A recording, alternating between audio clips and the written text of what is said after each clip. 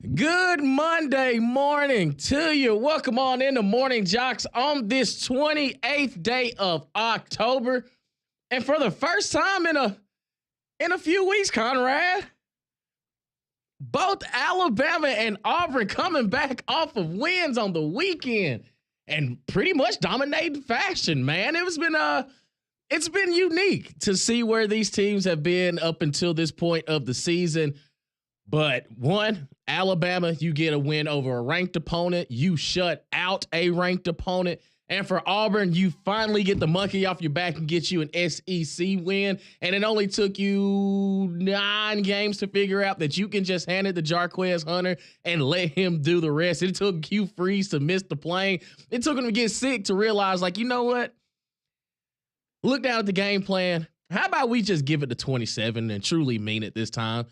And you see what happens. Auburn gets a win up in Lexington, Kentucky. Alabama handles business against Missouri. Of course, we want to get your reaction as well. 205-834-9450. But a wild SEC weekend. One thing we can't admit, Vanderbilt is not the same Vanderbilt they have been in years past because they have given every team they played fits and the business. And whether it was on a losing effort or a winning effort, this is not your mom and pop's Vanderbilt team anymore. And then we have to admit, Texas A&M is pretty good football team. That one hurt the most. Out of all the reflections I had over the weekend, to get on these airwaves and truly admit, you know what? Mike Elko's got some. He's got some pretty good. He's got some unique talent down there in College Station. And one, Garrett Nussmeier kept serving it up to you, but every time he served it up to you, Texas A&M had an answer. And Connor Wigman, I know that the expectation. So look at that, getting choked up, even having to mention it. But I know the expectation was Connor Wigman was going to be the calling card for this Texas A&M Aggies team and take them over the hump. But I think Marcel Reed has shown that he's pretty good to be your QB1 for the rest of the way. At least what you expect for this Texas A&M Aggies bunch to do. But, you know, we can get on that later. But, Conrad, just your reflections from the weekend, especially between both Alabama and Auburn coming back. Hey, back to the winning ways, man. It felt like it's been a long week for both Alabama and Auburn, especially for Auburn coming after a bye week as well. But they got back on their winning ways to things, man. So how would you grade the weekend for those two teams? Yeah, I mean, I thought it was overall pretty good for both sides of things. I mean, starting off with Auburn, I will have to say, I mean, watching that game and, you know, you're 6.5-ish minutes in and it's 10-0 Kentucky and you're sitting there and you're just going, man, how is this happening? You know, how are you down 10 points in the first 7 minutes of the game to probably the second worst offense in the SEC, only in front of Oklahoma? And it was just one of those, you know, Peyton Thorne turned the ball over and you were looking at it and, you know, you started off the game, pass. You're going, oh man, none of this stuff is going to change. This is exactly the same. But for them to get down like that early on and to be able to come back on the road and ultimately, you know, really kind of dominate that game when it was all said and done was super impressive. I know we'll spend a more time, you know, talking about what this game means for Auburn in the long term and you know, building you some confidence now moving into this final stretch of the season. But yeah, I mean, I think everyone's biggest takeaway is going to be the same from that game. And it's, you know, finally Jarquez had the type of game that you knew he was capable of having. But hey, you give him the ball 20 plus times and good things can happen. And, you know, to his credit, I mean, he had at least 3 massive runs in that game on Saturday. And that's always been a big part of it as well with Jarquez, and the argument for why they need to give him the ball more is because, you know, he's liable to break one at any given moment. It's just taken him a while in the season for us to see that. And then you got to see it, you know, a few times on Saturday. Yep. And so he was incredible. By far the best game of his career in college. And again, just kind of a statement, not only from him of, hey, this is what good things can happen when you give me the ball, but you know, you got to give credit to Hugh Freeze and that staff for sticking with him and realizing, okay, yeah, we can probably ride this train to a victory today, and that's exactly what they did. So thought that was a really good win for Auburn, getting their first SEC win, and Jarquez had an amazing day, obviously. But then for Alabama, I mean, you wanted to give people confidence going into the bye week, and I would say you did that. That's not to say that there weren't, still frustrations, things going back and, watching the game. It was a tale of two halves, right? Watching the first half was a little different than watching the second half. It was. I give, again, I'll tip my cap to Brady Cook for trying to go out there and play, because I mean, we didn't think he was going to play at all, and then we found out on Friday that he was going to try to give it a go, and obviously just not anywhere near 100%, and was only able to play for a part of that game. Once Drew Pine came in, I mean, he stinks. I think we all knew. Yeah, he's terrible. I mean, he's absolutely terrible, and I know that they have what's his name, Blood, the third string quarterback, who they brought in a couple times. I might have just stuck with him. Might have just kind of let him. It can't get any worse. Give it a whirl. That was bad. It was really, really bad. But for Alabama to still be able to pitch a shutout, and I think you saw some things that I think just for the fan base were things that they needed to see, whether it was stuff that's really that important or not. But from a presentation standpoint, whether it was, you call the timeout late in that game when you have the 4th and goal at the 1. You bring your starters in to hold on to the shutout. You see Kalen DeBoer getting on. Oh, who was it? It was on number 55. Yeah. He was getting on someone's ass like late in the game when you're up big, like still continuing to coach these guys. Womack getting fired up when they get the stop on 4th and goal. There's the really cool moment where you saw him and Jalen Milroe kind of talking on the sideline, and you could see Jalen, telling him like, "Thank you, I appreciate you for," because this was the most complete game that Alabama's played since Wisconsin, in the sense that this was the best game you've seen from the running backs for Alabama this year. I think this was the best game probably from the defense that you've seen this year, and you could see for Jalen Milroe, you could see in my opinion, what you saw in that moment was, I don't feel like I have to win the game by myself. It was thank God I can just go out there, operate within the offense, and the people around me are going to take care of me and help me out as long as I don't do anything bad. And he didn't turn the ball over. He made smart decisions. Again, some of the deep balls, you probably wish that, some of those connections were a little better. That was a little, the accuracy still not quite where you would want it to be in some areas. But I thought overall, great effort from the defense. Great job by the running backs. Thought the offensive line played better. Still got some things to figure out, obviously, but you're going into bye week. Get healthy and roll into Baton Rouge. And as you talked about at the beginning there, you're going up against a quarterback who can take advantage of you, but he's also going to serve you up some.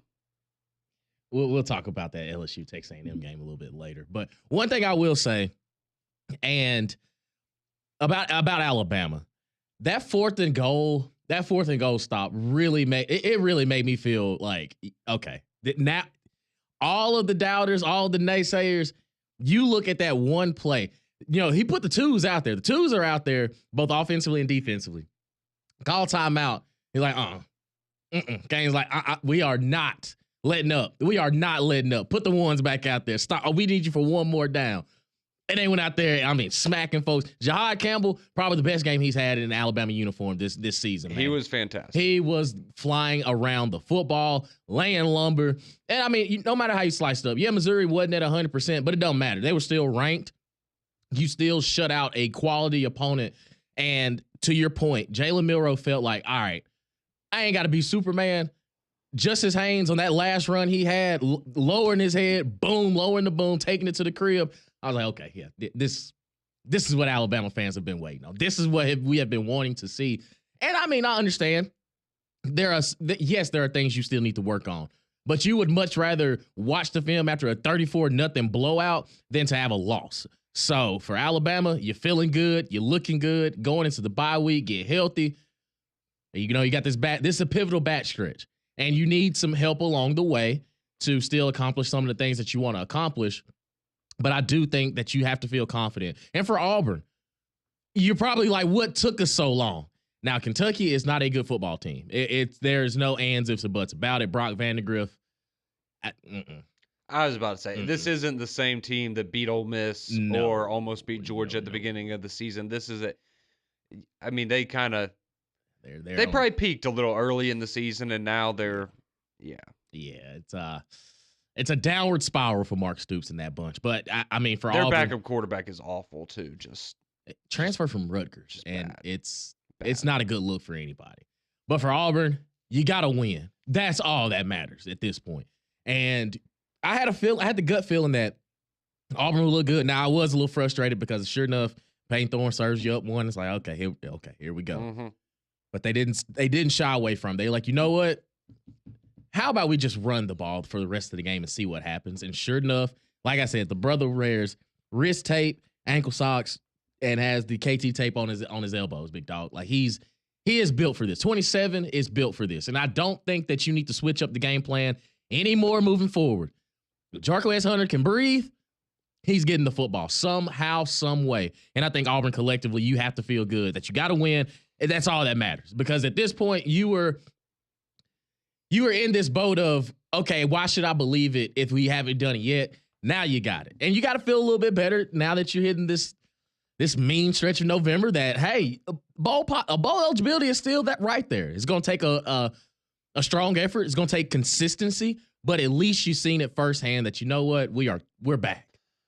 Yeah, and now, I mean, you get to go home and play a Vanderbilt team that, again, is quite good. Mm-hmm. And they have, again, you get your kind of potential revenge game against Diego Pavia, and it'll be, this is going to be interesting because it'll, is Auburn, is this kind of the start of a little run that they can go on here? Because, again, you have Vanderbilt, then you have Louisiana Monroe, and then you have Texas A&M and Alabama. You're going to have to beat either Texas A&M or Alabama if you want to go to a bowl game. And, so getting a win over Vanderbilt would be huge, not only for getting closer to that, but again, I mean, this is a good, I know they lost to Texas by 3 on Saturday and they're going to fall out of the rankings. This is they're a top 25 football team. Yes.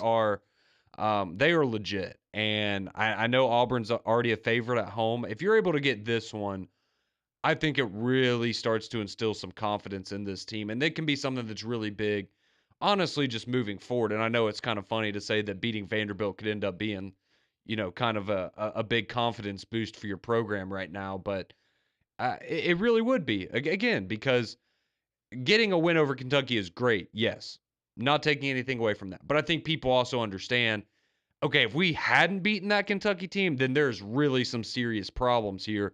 But now you get a Vanderbilt team that, like, I think they're better than Auburn. So if Auburn is able to beat them, that's going to be a good sign moving forward. And you're really going to have a shot at getting to a bowl game. So, but nonetheless, it's good to have a win. Yes. It's good to be back and have a week where both Alabama and Auburn won. And if you're a UAB fan, you didn't play. So that's a win. It's a win. That's a win for you. It's a win all the way around. 205-834-9450. We want your text messages, your calls, your reaction to the weekend. Auburn fans, are you happy?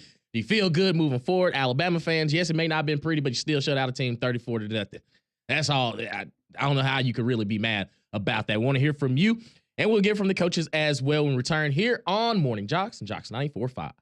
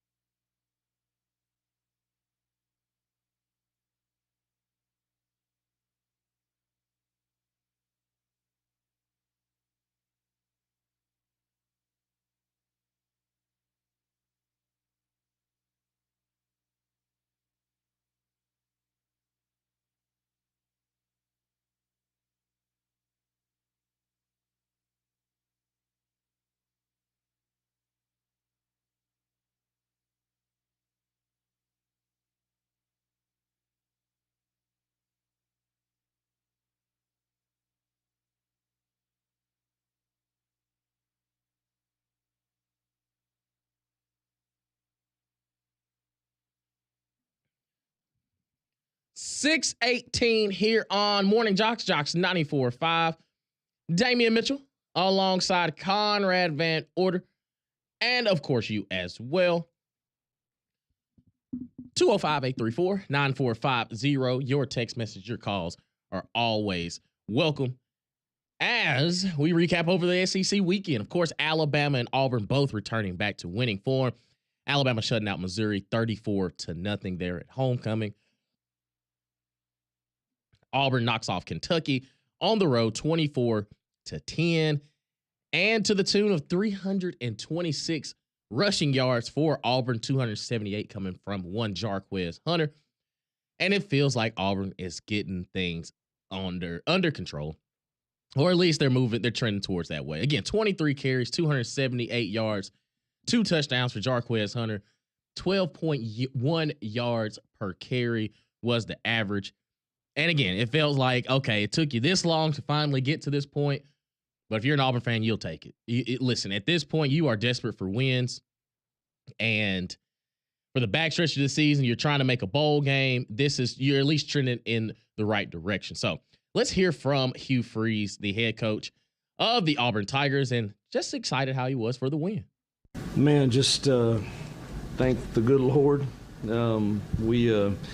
We've obviously had our chances to win a lot of football games this year, and for whatever reason, lack of confidence or not making the right call or not making the right play or things just haven't gone our way. And tonight, our kids found a way to win, and I just couldn't be happier for them, for the Auburn family.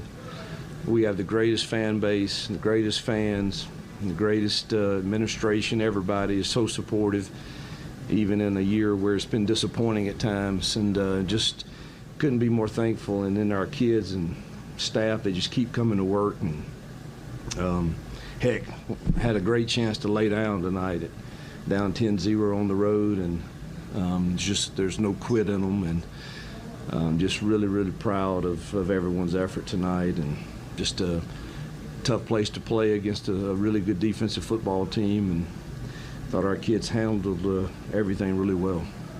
They did indeed. And like you said, we've seen this Auburn team kind of fold under pressure like this when you're down 10-0 and it didn't really start off necessarily how you wanted to, but they stuck with it. And I think defensively for Auburn too, Keldrick Faulk, I mean, we can, if there's one glowing spot for this defense, it's number 15, because he's all over the field. He's all over the place.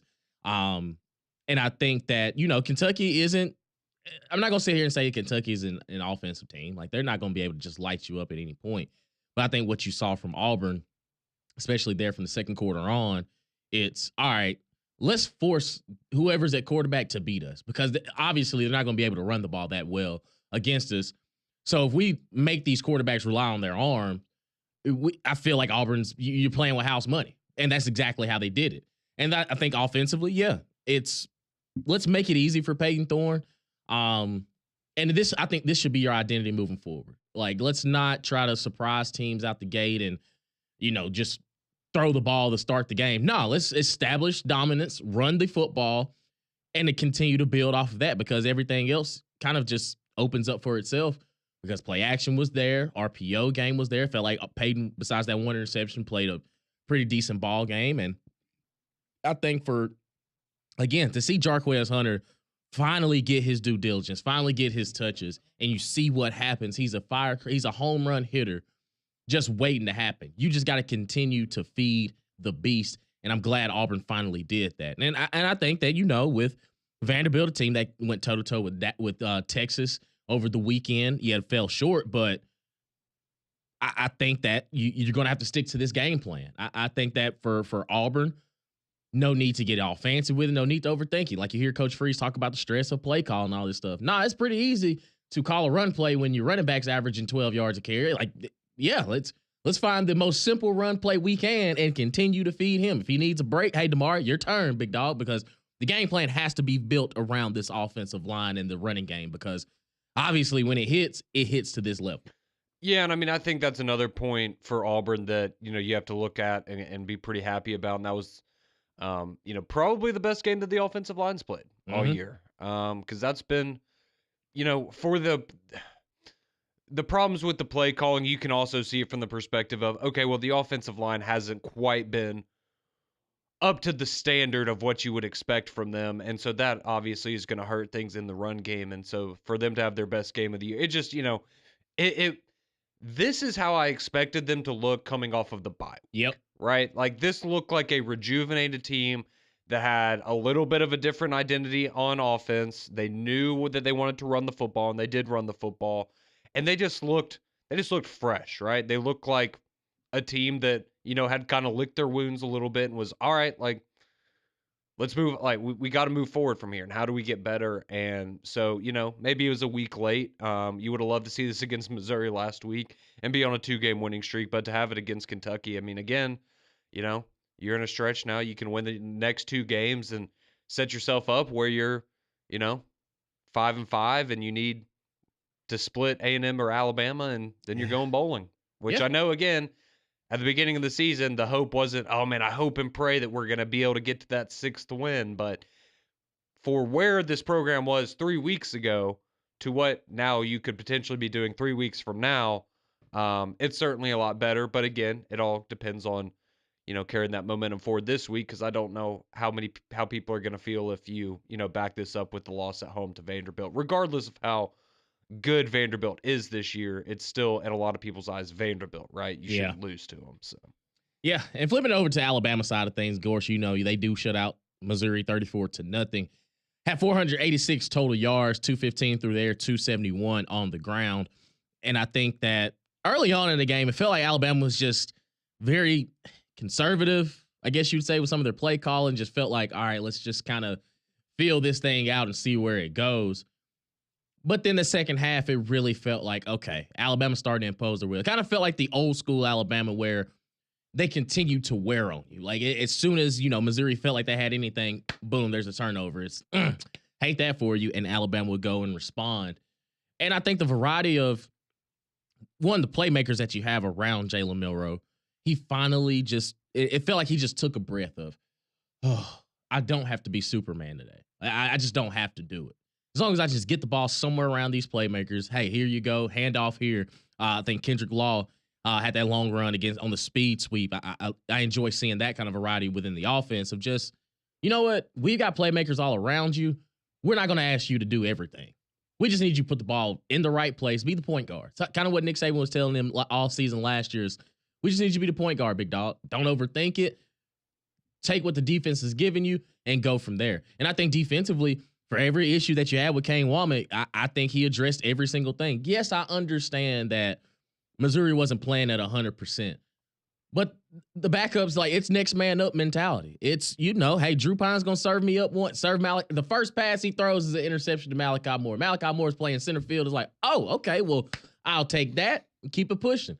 And it never felt like, okay, well, there's a big gap between Brady Cook and Drew Pine, but you'll take it. To me, I don't excuse, like a team being not at 100% as it equates to like, hey, we're not improving. Yes, you are. You're improving at every single level, and you proved that against Missouri on Saturday.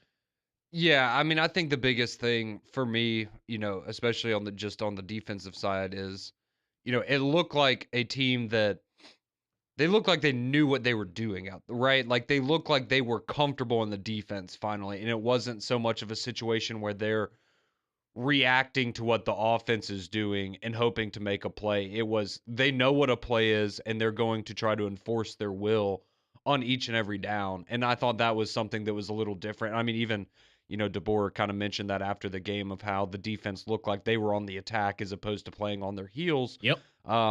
Which I thought that was a great comparison to kind of, honestly, what we had seen a lot from this defense in the first half of the season. And, I just look at guys like, what Bray Hubbard did coming in and, obviously having the interception, but just, kind of the way he plays the game and just watching him. And, this isn't to say that, they don't miss Keon Sabb, because they do, but just having, I don't know, it just,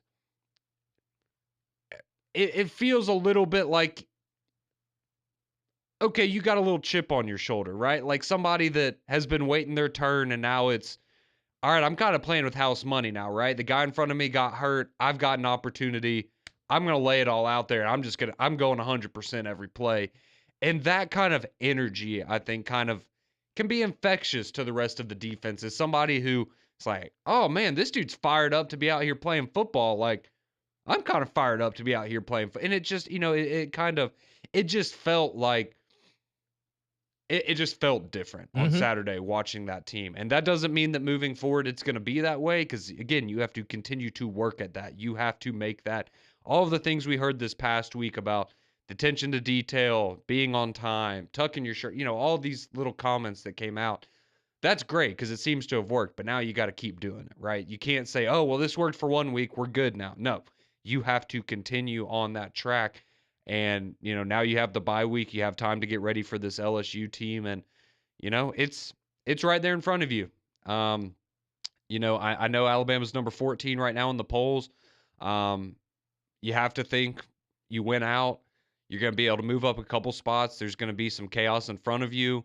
But you have to continue showing with the eye test as well that this is a team that has turned the corner, because winning is good, but you also need to prove to people, hey, this isn't oh man, we're surviving every week still. This is a team that is starting to hit its stride. And, if you're able to go and have a pretty good win, or a pretty comfortable win over LSU in a couple weeks, that's going to go a long way. So, absolutely. Let's hear from the head coach of the Alabama Crimson Tide, Kalen DeBoer, and just his takeaways from the matchup with Missouri over the weekend. Every win is important, and liked the way the guys prepared all week long and got a chance to give them a chance to go out there and have success. Didn't get a lot of points right away, but kept applying pressure in different ways once we got the field position flipped, especially I think after the interception. The momentum swinging. So, some good team football there. 3 takeaways as I see it, and none as far as giving up. So, there's always areas we can correct and be better. We got to have some better awareness with some things, just, living in the gray area on some stuff, and it's hurting us just from really, taking a big step, and I feel like we're just right on the edge, and so we'll get a chance to hash through those areas, those gray areas that a lot of times lead to penalties or just misexecution. It just can't be that every little thing that is new or happens to us is something we have to learn, a hard lesson from, and it might be just execution of a play. I'm not even talking about penalties all the time. So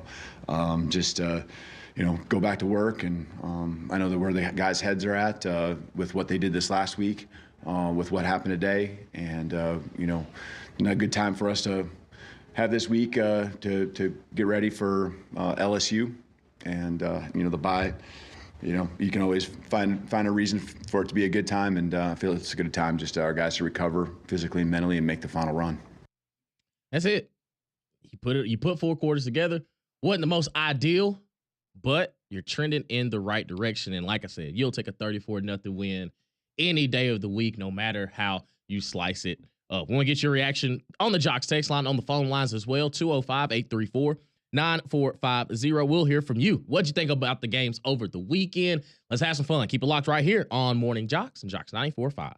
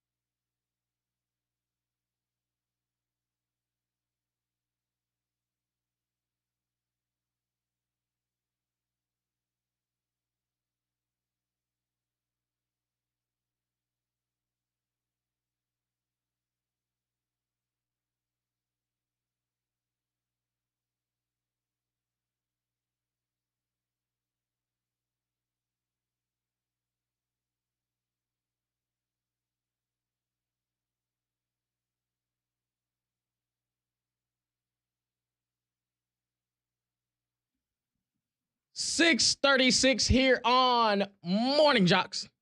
JOX 94.5, Damian Mitchell, alongside of Conrad Van Order, and you as well, 205-834-9450, getting your reaction on JOX text line and also on the phone lines as well as you recap what happened over the weekend. Of course, Alabama and Auburn both back on the winning side of things. Also take a look at the SEC scores from around the weekend. Texas knocks off Vanderbilt 27-24. Oh, Texas A&M. They knock off LSU 38-23. Don't let that score fool you. It was more competitive than you think. Ole Miss in a little bit of a squeaker over Oklahoma 26-14. Arkansas, I mean, if you watch that Arkansas game, they opened the can on Mississippi State to the tune of 58-25. Taylor Green, when he does put it all together, you can tell. Arkansas is just so hard to put your finger on because, you know, you see what they did against Tennessee and you were able to win, I mean, a knockout type game, right, where nobody even scores 20 points and you're able to beat Tennessee. Then last week, or I guess, 2 weeks ago now technically, you know, you go into that game against LSU, and I think everybody essentially is, man, this is going to be a close game. Like, watch out for Arkansas. Then you get blown out by LSU, and now you see how good this team can look when they put it all together, and we see how bad LSU can look at times, at least in the second half. It's just, I can't figure out Arkansas. I like watching them. I love Sam Pittman, but I can't figure them out because they're either really good or they're just not that good, and it's a week by week. Not basis. A lot of in between there. Right, it's a week by week basis. You don't know which Arkansas team you're going to get, and of course, Auburn knocking off Kentucky 24-10. Let's go to the phone lines. Let's have some fun this morning. Let's talk to our buddy Steven in Dallas. Wants to talk some ball with us. What's going on, Steven? Hey, good morning. Love the show. We got a lot of Texans here that listen to JOX. So hey man, hey, we appreciate it, buddy. Yeah, no, the Arkansas. Yeah, I can't. That's the one game my Texas Aggies. That's the one game I think that was the non-SEC win that was not double digits. I mean, that's a rivalry game too, kind of like LSU. And it was this week we had to hear Nuss run his mouth, but kind of like Ewers, if you pressure him, now don't get me wrong, he's good. Those are two good quarterbacks, but if you pressure them, they're going to have all sorts of problems, and obviously running the football. But man, what a physically in the trenches. I thought they matched up good. Now, having said that, I do think South Carolina might be Texas always is a tough. UT Austin's always a tough game for us. I think they're 50-50 on head-to-head since I've been the last 42 years, something like that. It's always good. But mark my words, South Carolina and Auburn, those might be our toughest games left on the schedule. It's week to week, but boy, it's nice beating those, calling Baton Rouge at Kyle Field. Kyle Field at night was electric. Playing Obama it was electric, dude. I mean, that's just like Neyland and a lot of great venues in Alabama and Jordan Hare. I mean, it's up there with all of them. It was great to see. But one question though, do you guys think? I mean, it's got to be Marcel Reed going forward, right? It's got to be. I want to hear y'all talk on that. Yeah, it's got to be, man. Dig 'em. Man, Texas A&M fan. You don't catch too many of those outside of John. Well, I just he's already throwing shade at. I mean, we all heard him just say that Auburn and South Carolina are going to be tougher than Texas. You said it. I love it, man. That's what. See what happens when Texas A&M starts to get confidence, man. Like you can't tell them nothing. I will say I don't hate Texas A&M like I used to. I realized that over the weekend because I was sitting there and I was going, man, I actually want them to win this game. Like, oh, their defensive line is legit. I'm kind of. Oh yeah, I mean, their defensive front is nasty, and it has been for some time, but. Yeah, I was just, man, I mean, the way that they came out in the second half of that football game, it was remarkable. And I'll say something, he kind of just made me think about this when he called in. Garrett Nussmeier and Carson Beck kind of remind me a lot of each other this year, just in the sense that when they're on, I mean, they can get you, and they're going to throw for a lot of yards, and they're going to make a lot of throws that really turn your head. Yeah. But we've now seen both of these guys. If you get any kind of pressure on them, they can be turnover machines. Especially Nussmeier. Like,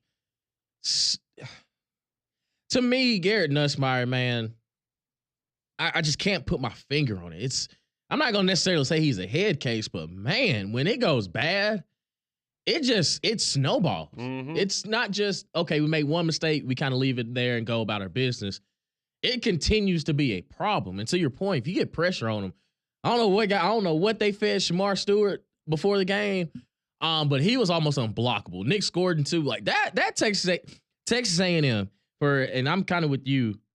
I still don't like them, but they are a damn good football team. And for Colin Klein, their offensive coordinator, just pretty much scrapped the game plan that we had with Connor Wigman. It's like, hey, we are about to run zone read with Marcel Reed. And if they continue to take the running back, let 10 go. And one, he's fast as hell. He's got some juice. He's got some natural, just instinctive type playmaking ability about him. Man, Texas A&M is going to be tough. They are going to be tough to beat. Man. Oh, it pains me to say it. But I love Mike Elko too. Because he don't play around. He's just like, we ain't got time to sugarcoat it. We know exactly what we're doing. He's always dialed in.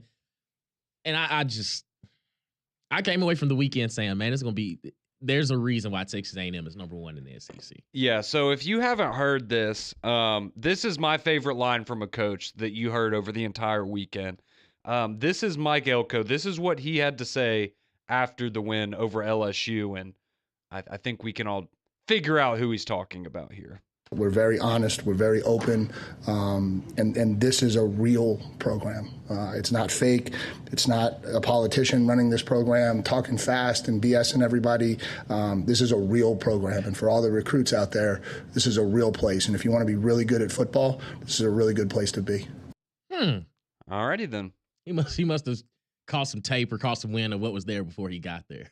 Must have heard something. See, but I love that though, Me too. because now because you couldn't have said that at the beginning of the year, but you've now, I mean, he's in the middle. I mean, he's having a better season now than any season Jimbo had outside of maybe the COVID year. Yep. And all right, Mike Elko, I was unfamiliar with your game. I like it. No, I like it because it is very apparent already that he is exactly what this program needed. Yep. And I mean, to be fair, I think we all had some question marks coming over from Duke and taking over a program like A&M. That was not an easy position for someone to be in.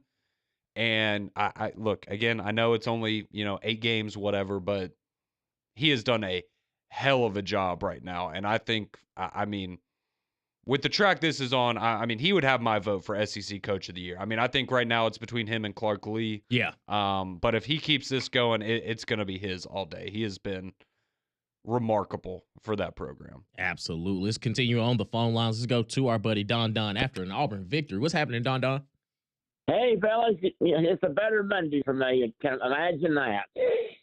I ain't got to imagine it, man. I told you going into the game, I had a gut feeling that Auburn's going to pull it off, and little did I know it's going to be 278 yards later for Jarquez Hunter. But hey, a win is a win, my brother.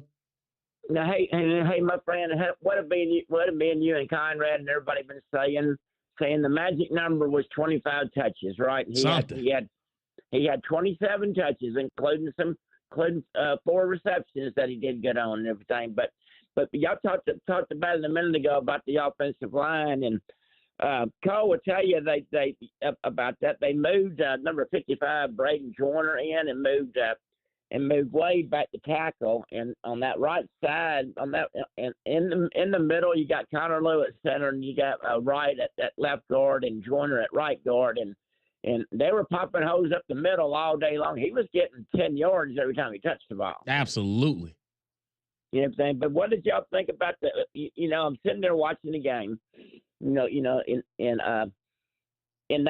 end of the first half and everything. And I did not know till yesterday when they showed it on the college football final. The reason they wouldn't let Auburn start the ball, guys. They had 14 men on the field. Yeah, that Auburn's got to get better with their time management. Like it was very similar to what game was that? Was it Oklahoma? There in the first half, it's like, wait a minute, you want to run the fire drill and get your field goal unit there. But there got to be some sort of communication on the sideline, like, hey, field goal unit, give me the 11 on field goal, and as soon as this play is over, run, like, go get in your position, lock in. But when you go out there, it's like, wait a minute, they have hold on, there's too many people, because there was a guy literally standing there like, I'm supposed to be right here, but I guess I'll just line up, and then the clock runs out. It's like, what are we thinking? Oh, I know. and everything. And I'm sitting there right then and there. I said, well, there you go. That's going to come back and haunt me. That's going to be why we lost the game. I mean, in the back of your mind, you kept on sitting there saying, what are we going to do? Something's going to happen, or we're going to lose. Something's getting ready to happen. I mean, you just can't. But now, you're going to laugh at me, Damien. But now that we got that off our back, I think it's time, and we're right there, okay? And I got a feeling we're gonna make a little run here, and we do have. I mean, I said last week I didn't think we were gonna go to a bowl game, but we got a chance now. And I'm not saying it's gonna happen, but we do have a chance now. I knew the goalposts were going to move as soon as Auburn won. I knew it. It went from you were ready for basketball season 2 weeks ago. You're already talking about putting Walker White in because Peyton Thorne can't do it. You win one ball game. Now, boom! All of a sudden, we heading back to the Birmingham Bowl. Like, okay, I see how it is. It's a day by day thing. I get it. It's all good. It's all good. Well, of course it is, man. I mean, just put yourself in my shoes and everything, and you think you're going to be 9-3, and then all of a sudden, boom, you're 2-5. I mean, I'm human and I'm a fan and everything, but hey, I'm just a crazy fan, Damien. That's all there is to it. Hey, it happens, brother. It's all good. A win is a win. You'll take it. All right, guys. Well, I will see y'all tomorrow at Social Taco, fellas. Sounds good, Don. All right. Yeah, when we continue here on Morning JOX, continue to take your text messages, your calls as well as get set from Mac and Cube in the morning. Keep it locked right here on Morning JOX and JOX 94.5.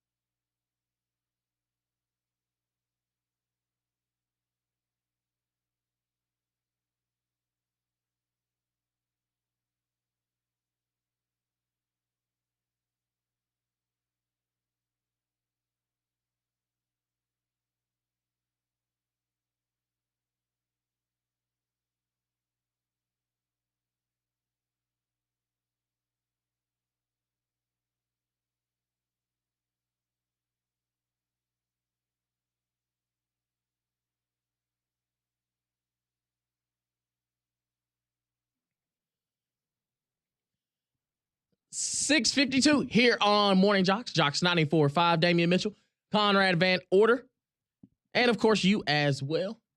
205-834-9450. Here with you for a few more moments as we get you set for McElroy and Kublik in the morning, coming up at the top of the hour.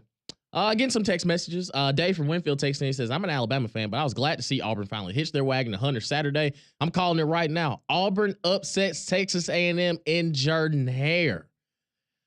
Whew, they're going to have to dig deep. Because that Texas A&M unit, man, if that defensive line plays like they did, I know, the offensive line for Auburn was able to open up some holes.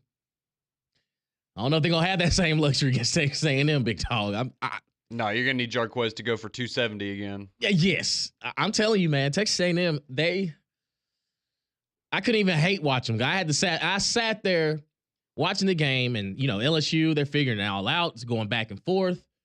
Nussmeier turns the ball over, and slowly but surely my confidence in LSU started to dwindle a little bit more because Texas A&M they were locked in, man. I will say the College Station crowd was pumping.